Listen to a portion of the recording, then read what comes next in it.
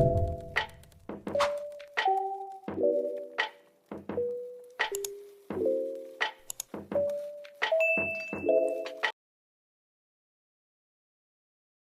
everybody, welcome back to my channel.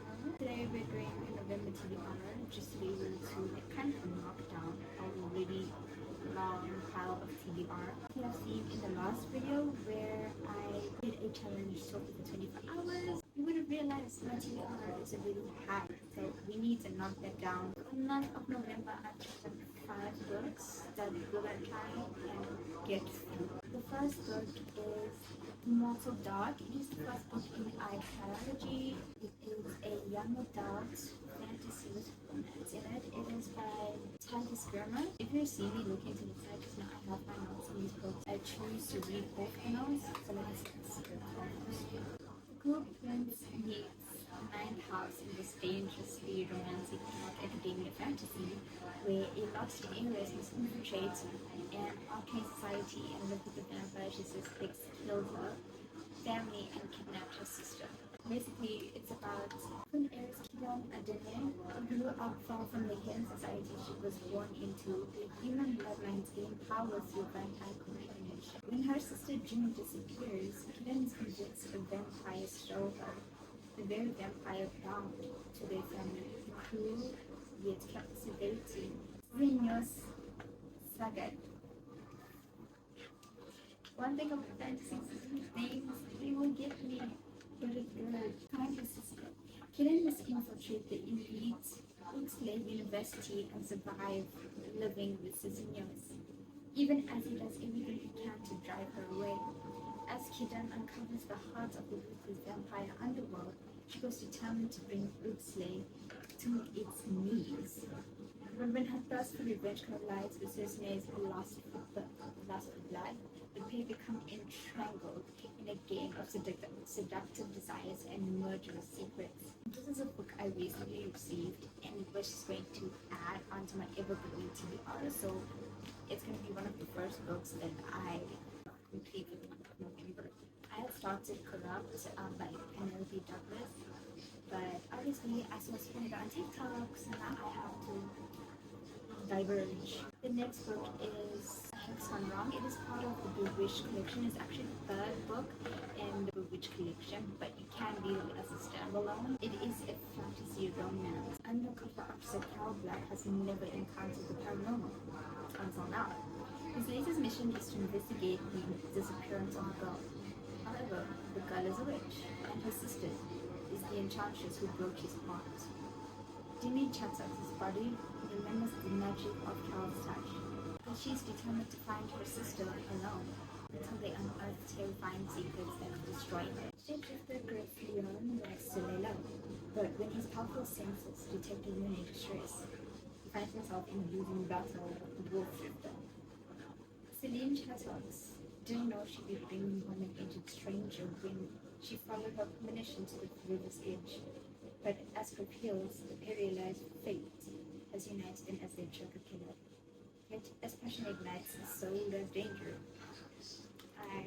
What does like about that? Haven't touched it. Wait, my word. It's like, is this how I found it? It's 2 books in one as well. So I basically just like read it into like 2 plots. Yeah, but so the first book in this book is The Witch's Initiation, and the second one is Possessing the Witch. So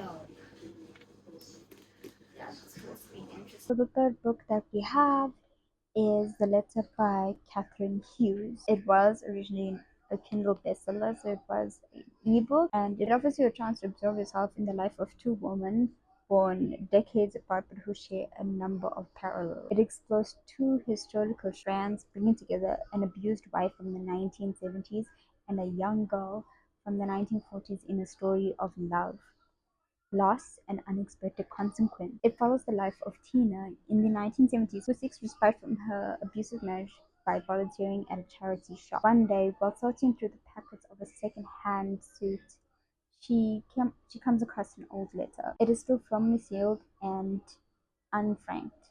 Unable to resist the pull of curiosity, Tina opens the letter. It was written on 4th September 1939.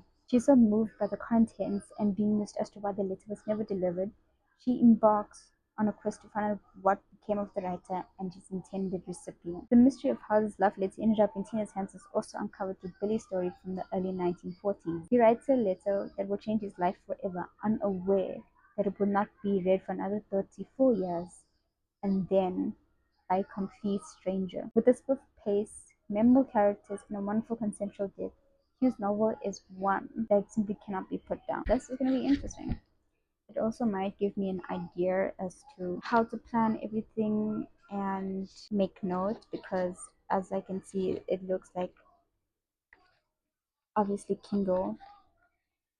So I'm assuming it was self-published as well. The fourth book that we have is actually three books in one. The main book is called Simpson's Seduction, A Deal in Passion. So the three books are his marriage demand, the tycoon's marriage deal, and legacy of his revenge. For his marriage demand, the plot goes his mother was fired for Fallon Stewart's teen antics.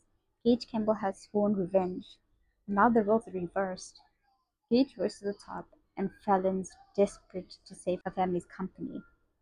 He'll gladly step up, but Fallon must become his bride. The danger? Losing himself in the beautiful woman before him and forgetting his plot. I'm not gonna lie, this book and the next book actually low-key give like Wattpad kind of vibe. So I'm assuming this will be like easy reads, because Wattpad books are easy reads, you know. The Tycoon's Marriage Deal. Playboy Blake McKillen. See, Wattpad vibe. Dominates in all aspects of his life, but he needs a fiancée, became the most important deal of his life. So he will choose a woman innocent enough to convince the world he's changed. After being jilted at the altar, shy baker owner Matilda Toppington is in no hurry to wear another man, but will totally dare to surrender the pleasures of Blake's sinful gaze promises. Who knows? The legacy of his revenge. Sophie Watts is mortified when she crashes into a billionaire, Matthias Rivera's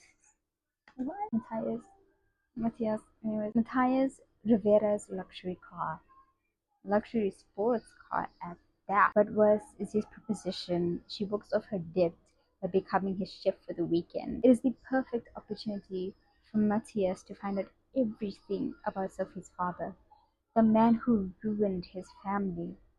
He is determined to get his revenge until there's an unexpected 9-month consequence. Oh, I'm gonna eat. I can already see like the last one in this book. It is like enemies to lovers in a way, you know, revenge. So yeah. Then for this one, this is another one I'm saying that is also like Wattpad kind of vibe. Hired for the billionaire's secret son and the forbidden princess he craves. So we've already got forced proximity. No, not forced, forbidden romance, and then I'm not sure what the top one is, but again, very Wattpad. Hired for the billionaire's secret son. This summer in Denmark will be Olivia Cooper's last as a nanny. As a nanny. She knows that she cannot allow herself to get attached to single father Bo Sorensen or his baby son. Her impending departure should make it easier to ignore the billionaire's incendiary gaze, but as their chemistry builds, it only makes it harder to ignore the heat. Again, Wattpad, the forbidden princess he craves. Since he claimed captivating Princess Elizabeth as his brother's wife, Daniel Retengius certainly does not expect an incident to leave him stranded with her. Isolated with her in the castle, he finds the ever-intensifying attraction between them.